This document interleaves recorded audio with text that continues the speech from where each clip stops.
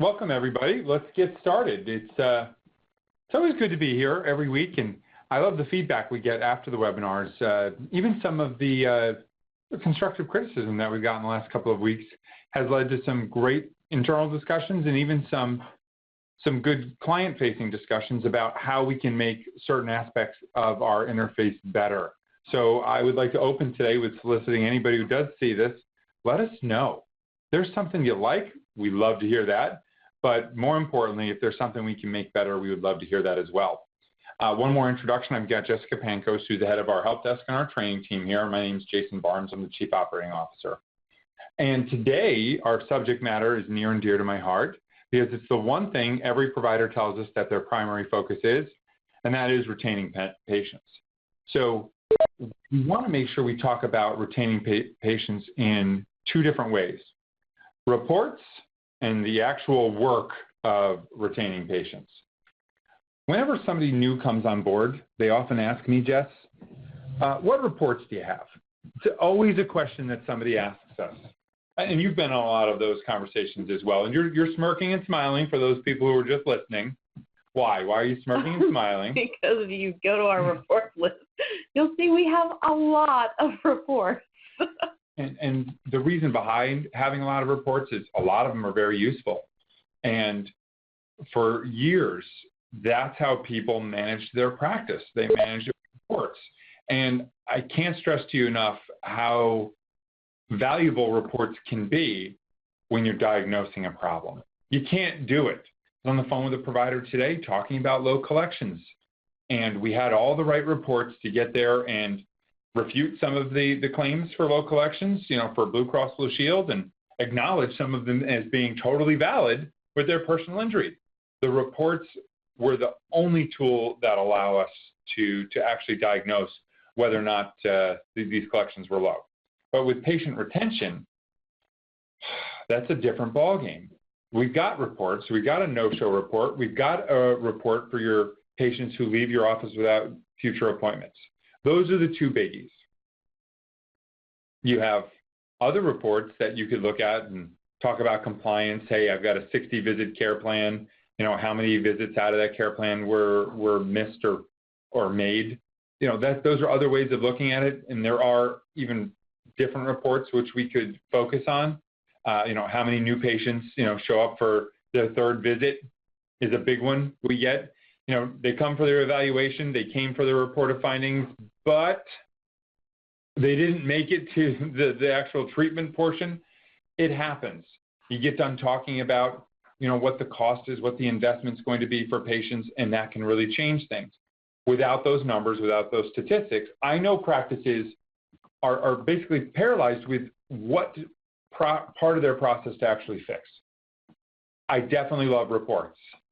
And there are some aspects of reports that I loathe, I hate, because they look at a process that might be broken, and I'll just talk about no-shows because it's going to be one of the focuses of today's presentation.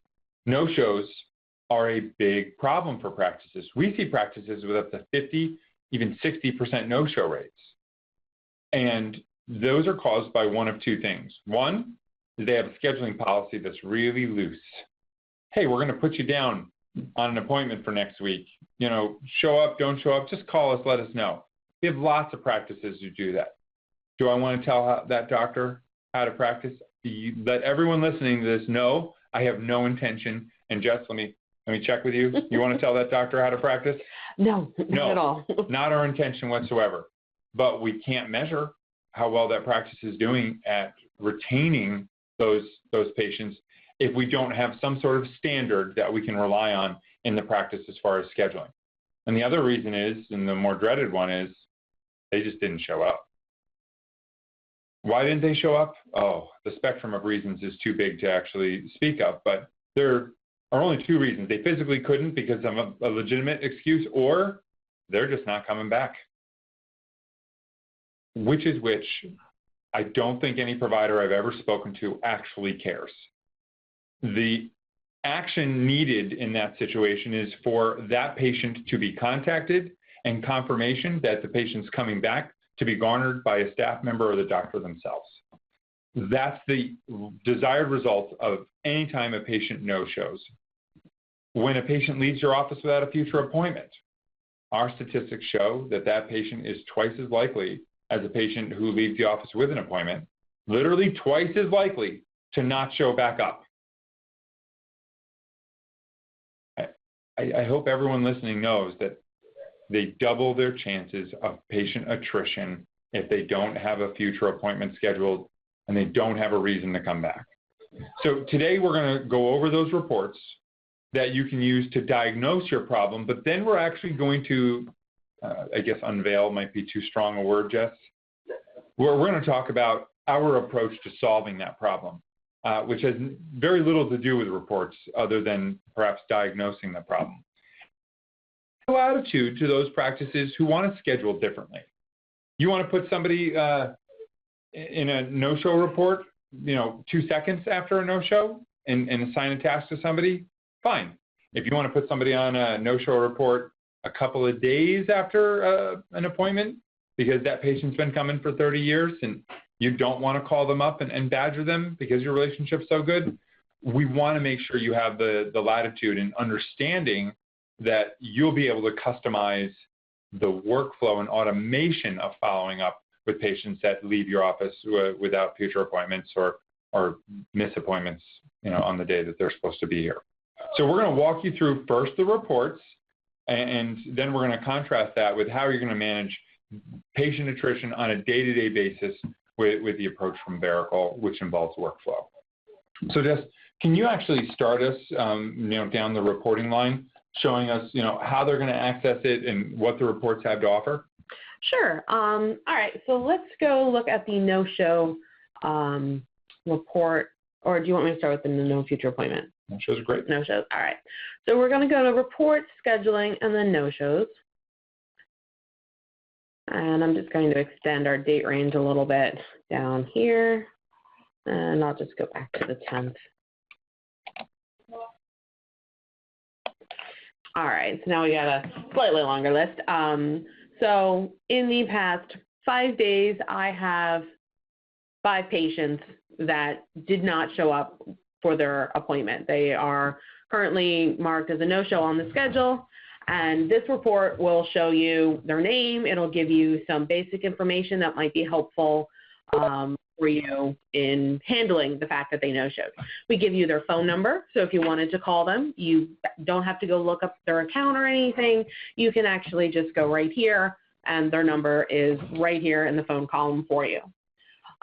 We give you their primary insurance on their patient account, so you know whether or not they're an insurance patient, cash patient, whether or not that makes a difference in how you're going to handle that no-show. We also let you know the time and date of the appointment, what type of appointment they were scheduled for, how long it was going to be. If there had been any comments on that appointment, we let you know what that is as well. And we also let you know how many appointments the patient actually has checked in, and then also how many they were scheduled for. You can see if this patient is a frequent no-shower or if it's just a one-time thing type situation. We give you who referred them and when their next appointment is scheduled for if they do have a future visit scheduled. You'll notice on the bottom line, Jennifer's row does not have a next visit filled in. That's because this is not only her, did she no-show, but she doesn't have any future visits scheduled. So twice the risk. Yeah, twice the risk. Then next we have a cancellation reason.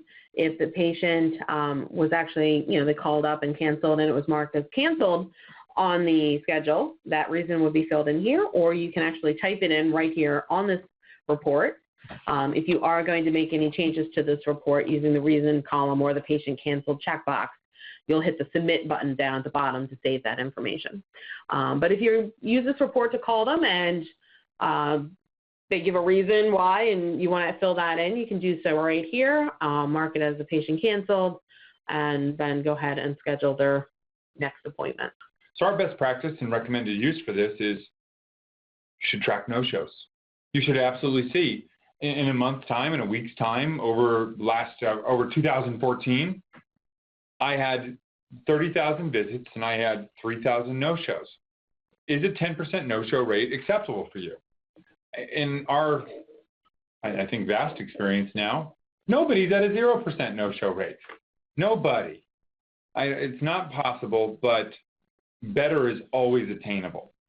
If you have a great process in place and you're able to follow up, that's part of it, but you can also identify gaps in selling value, spending time with patients, helping them be reminded of why they signed up for care in the first place. All of those things play a part in it.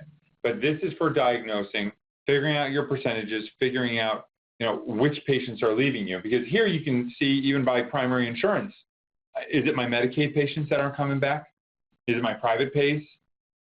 Out of my 3,000 no-shows in 2014, what is it that I'm not doing with these patients that is causing them to leave or not show back up in this particular case? And how can I change that? So this is a window into what's happening over any time. In this particular situation, just shows 5 days. You choose longer time frames and you'll be able to start looking for patterns, right? And so that's the no-show report, and I think we can move on to the no future appointment report. All right, so the no future appointment, I'm going to go back to reports, scheduling, and no future appointments. And it will actually pull over the same date range that I had set on the other report. So again, I'm looking from the 10th to today, and I see I have 4 patients that don't have a future appointment. Again, we give you some basic information, phone numbers, insurance, the last visit, and then we also have a field over on the right-hand side that you can fill in once you've spoken to the patient about the reason why they don't have a future appointment. For example, our first patient on this list has the reason of the fact that they moved. So they've obviously moved away and will not be coming back to see our practice here. Sorry. But you know what? You also know at that point, there's really no need to follow up unless you have a colleague or someone you can refer them to in the place that they're going. But at some point, you have to let go. Yep. And this is that indication that it's time for this particular patient. Any other pieces of information? Obviously, you're going to see the primary insurance, again, contact information. It does allow a little bit of what I'll call workflow. It allows you to actually do something from this report, although this is not the best practice or the recommendation we would make in that situation. But here, over a time frame, if patients are not showing up for their appointments and you're losing them, you typically don't know. If somebody leaves your office without a future appointment, what's your window into their compliance? How do you know what to do next?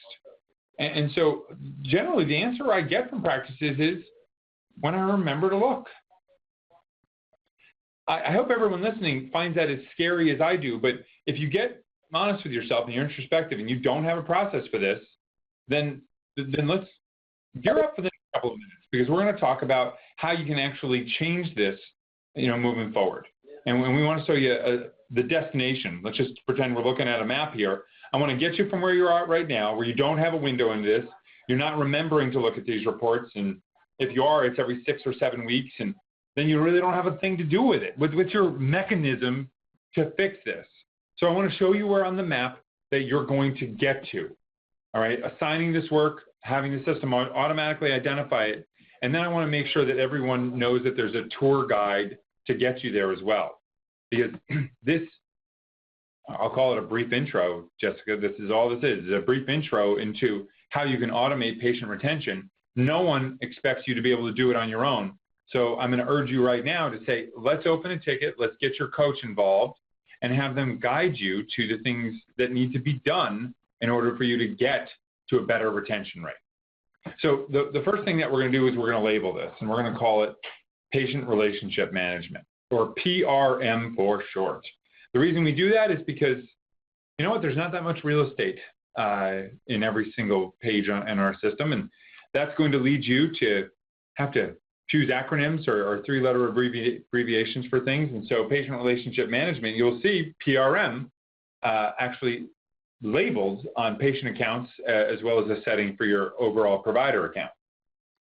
for no-shows. Jess, can you walk us through the customizations for that in just 1 second? We are going to automatically identify for you, the practice owner, when a patient doesn't show up. On the schedule, we're going to change the color of the font, and then we're going to help you assign that work to somebody very specific in the practice. What does that mean? That means a task is going to open up to somebody specific to actually call this patient. Now, it's not going to have them go look at a report. It's going to have them go look at their ticket workbench. That ticket workbench has the tasks for their entire day. It has, make sure you call this insurance company to verify benefits. It has, hey, order more coffee cups for the front. It has the entire spectrum of things that that employee, that staff member, that team member needs to complete. So this is just one of those things that is added. So that person, to get their job done, doesn't have to remember to go to multiple places to remember what to do. They only have to go to one place. And that will include the no-shows and no future appointment tasks that are open to them. This will change the way your practice members actually feel about running it, because what we found is it gives them clarity of purpose. You're able to see exactly what they're supposed to do. They're able to see exactly what they're supposed to do. And at the end of the day, you can measure whether or not they got it done or didn't. And that includes your patient attrition, your patient retention as a part of that. Because these reports tell you how you're doing. These tasks tell you what you're doing. So Jess, can you walk us through how they can start to customize that? All right. Well, the first step is actually going to be talking with your coach who will be able to turn these settings on for you. But we do have a couple different settings for the no-show tickets that can open up for you. One would be when you want the tasks to open. We have two options. We can open them every hour, which means that if a patient no-showed for a 2:30 appointment, at 3 o'clock, a task would open up letting you know that that patient no-showed. The other option is to have the tasks open overnight, and your practice could then deal with those tasks the next day. In that case, they open up around 10:30 at night Eastern time for it to be handled the next day. There is another setting that actually lets you choose when a visit is considered a no-show. The default is it's 2:30 and the appointment was scheduled at 2:30 and they're not checked in, it's a no-show. Of course, if you, whichever setting you have those tasks to open on, either hourly or nightly, it's really going to depend on what the status of that appointment is at that time. At 3 o'clock, what's the status of that appointment? If it's still a no-show, then the task will open up. So just if it's they don't check in until 2:35, that task is not going to open up at 3 o'clock saying they were a no-show because they showed up 5 minutes late. So why would we have this customization that would allow you to open it up, let's just say during a shift or next day or after a shift? Why would we want that? Different workflows, different practices. We have some practices that would like to call the same day, but they want a little more leeway than just an hour. So they want the setting turned on, so these tasks open hourly, but they actually don't want it to open up until the patient's been a no-show for at least an hour and a half. So if we can set that delay on having that appointment considered a no-show, but still have that setting turned on to open those tasks hourly, they can still call the same day, but it's not quite as short as possibly, if the patient's appointment was at 2:45 and the setting is for hourly, at 3 o'clock if that patient wasn't there, they'd be considered a no-show. It's only been 15 minutes. So put yourself in the shoes of a front desk person. Patient doesn't walk through the door. You don't notice that. You go to actually check in another patient, and you glance at the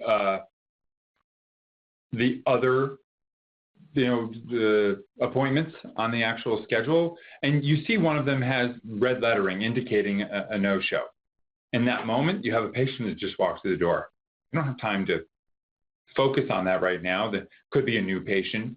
Somebody might have a question. And so now you have an indication that there was a no-show, but too many things are happening. The phone's ringing, right? The doctor came back and said, hey, I need this done for this patient right now. I know you're on the phone, but when you're done, Somebody puts a Post-it note on your screen, hey, I need this done. There are too many things to juggle to think for a second that a front desk person is going to stop and make that phone call during the shift, right?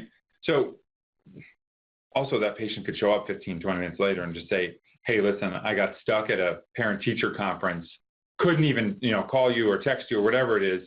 I'm here, I'm so sorry, and you're fine, right? Lots of patients say that they'll be in between 2 and 3. We have lots of practices that do that. So they definitely don't want an indication of a quote-unquote no-show until an hour and a half has gone by.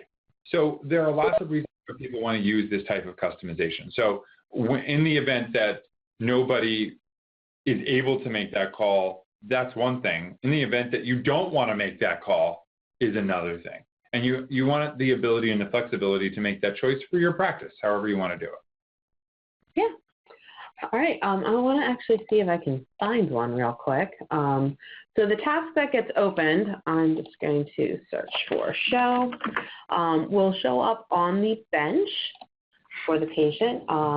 It will tell you that the patient no-showed. It will tell you that the name of the patient, and actually for real practices, we are in our demo accounts. So these are actually fake tickets that I opened up that are very similar to the real ones. It will actually tell you the date and time of the appointment, and I believe who the appointment was scheduled with if you have multiple providers at your practice.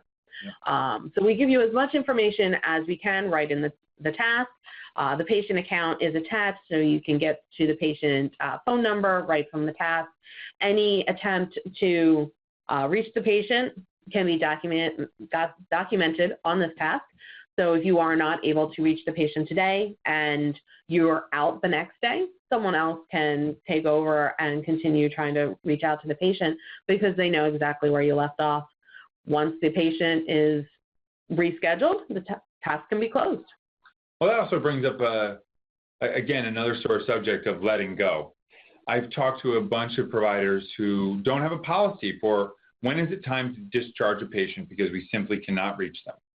And some providers have a very realistic approach to this, and others live on a drug I call hopium, where I just love this person so much, I don't want to think that they're not coming back. Wherever in the middle you find yourself, I still recommend coming up with a policy for your office to say, I've text messaged them, I've emailed, and I've called X number of times, 4 times for each, and I'm not getting anywhere. It's time to discharge this particular patient, because they abandoned their plan of care at this point.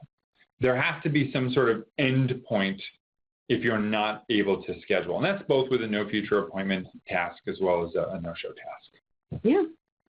All right. For the no future appointment settings, there's actually only the one on the practice level, which is just what day do you want to start these considering them open. Yeah.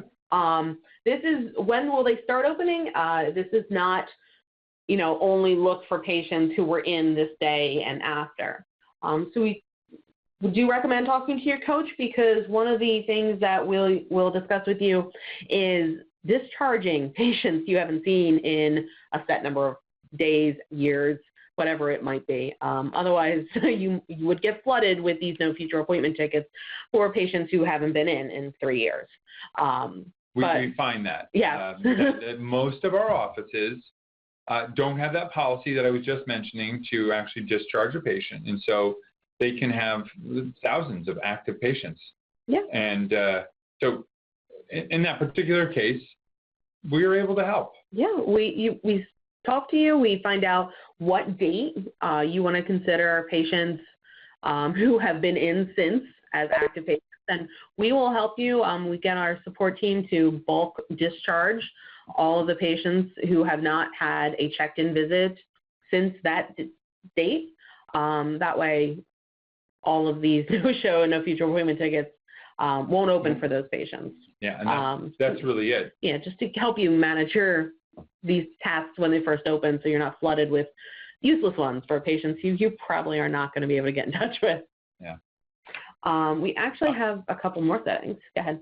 Well, and again, you want to do this because, patients who've passed away don't want phone calls about this. And that's the one I hear most often is, I got a phone call, and that person died 9 months ago.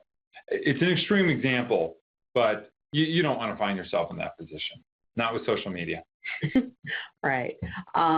So that is the setting for what day to start these tasks opening is the only practice-wide setting, but you are able to customize a little bit on the patient account individually. We have these two fields right in the middle of the patient info page, max days between visits and upcoming visit window.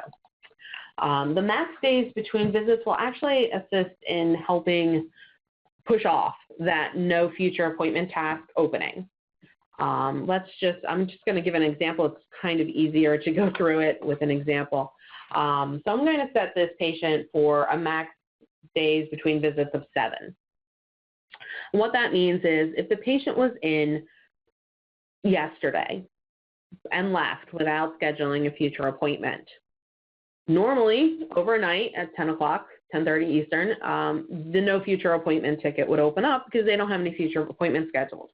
However, because I put this 7 on the patient's account in this max days between visits field, the system is actually going to say, hold off, I'm not going to open the task right now. I'm going to wait until 7 days have passed since their last visit, their last checked in or checked out visit.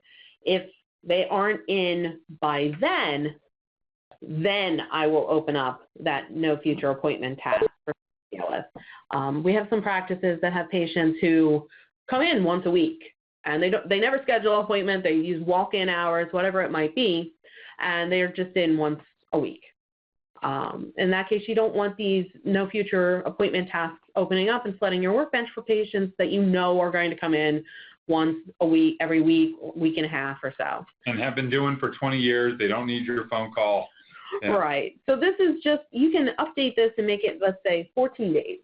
And it's kind of like a worst case scenario. Something's weird. This patient who's usually in once a week hasn't been seen in a while.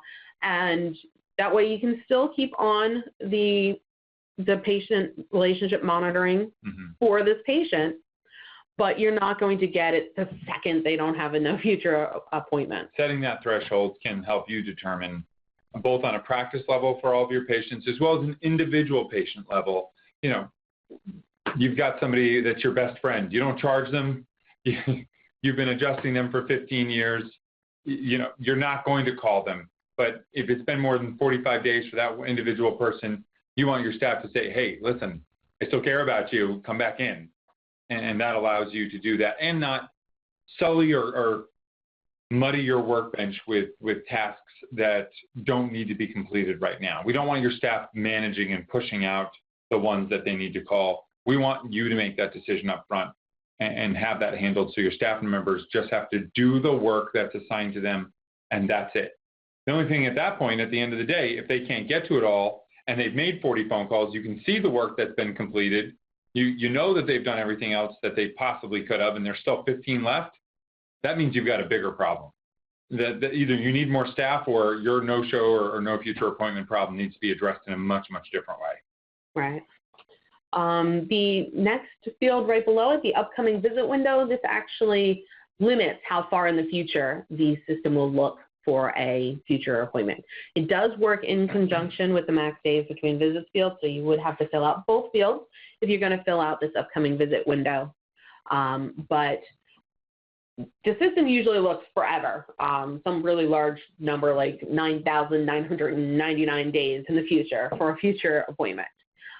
This upcoming visit window will lower that. So if you only want to look to see if they have a future appointment in the next 30 days, 90 days, that's what this field will do. It'll just limit how far the system looks into the future for a future appointment.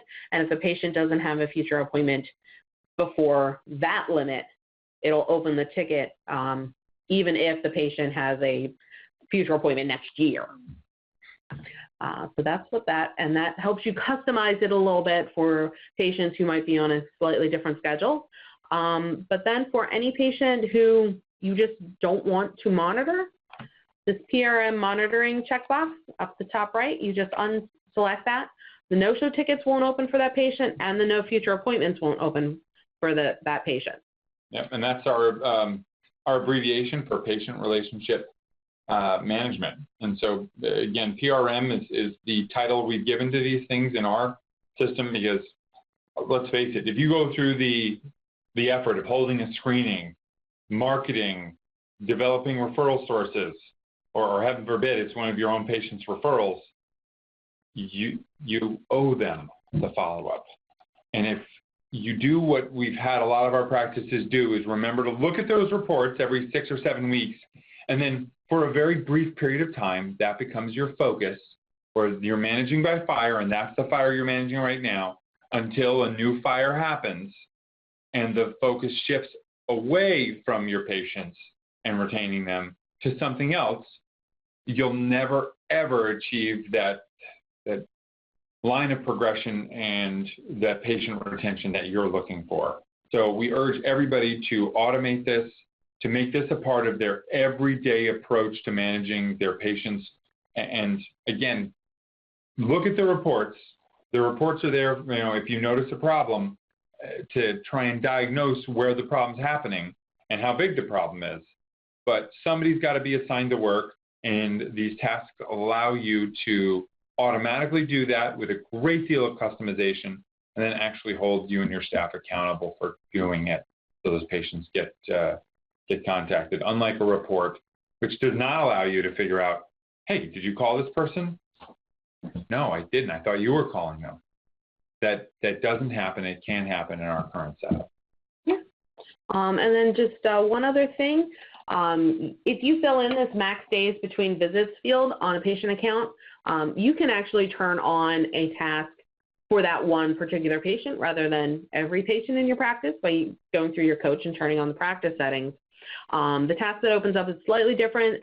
It'll say that the patient has not been in or has not been seen for X many days. And that ticket will open up once this number of days has passed. So if you just have a few patients that you want to track, you can actually turn those on individually in the patient info page. And that's it for today's folks. If you have any questions, you can chat them in. We'd be happy to answer them. And we should have got to that one earlier. and we'll be there to answer them. And in a couple of minutes, if we see we don't have other questions about this, we'll be happy to answer any question. And so we're all yours now. I know when we came out with this feature, it was about a year and a half ago. Right, something like that, yeah. We had a lot of people turn this on, and a bunch of people that didn't. So we had a mixed reaction. But what I've noticed with all new practices coming on board, almost standard, that they're all using this. Wonderful. And we've made it a part of a new client onboarding process for them to come on board so that they'll be introduced to this, because at that point they're really into meeting their practice.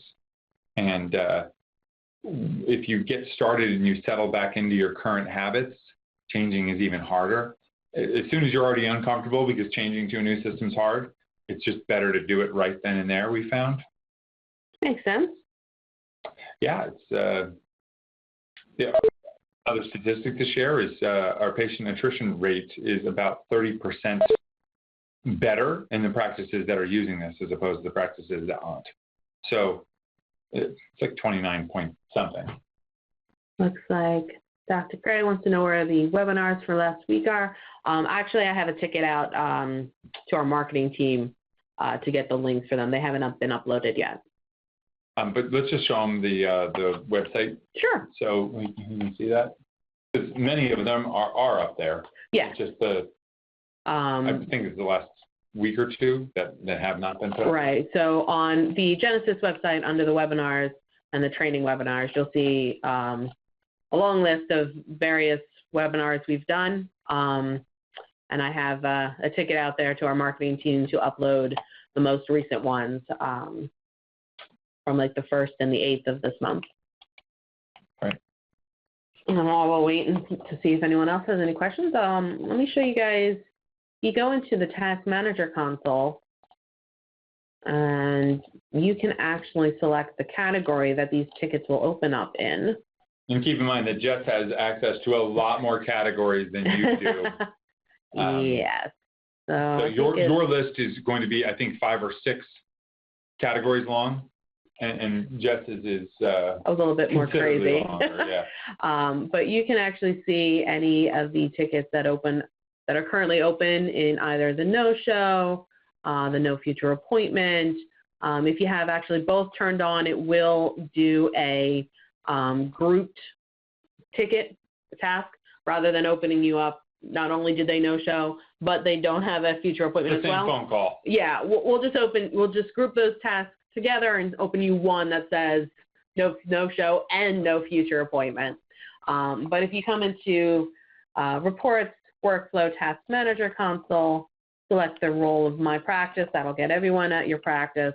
You can go into the provider no-shows, the provider no future appointments, and the no-show, no future appointment categories, and hit go. And if there are any open tickets, you can see how many there are out there. We count them up for you.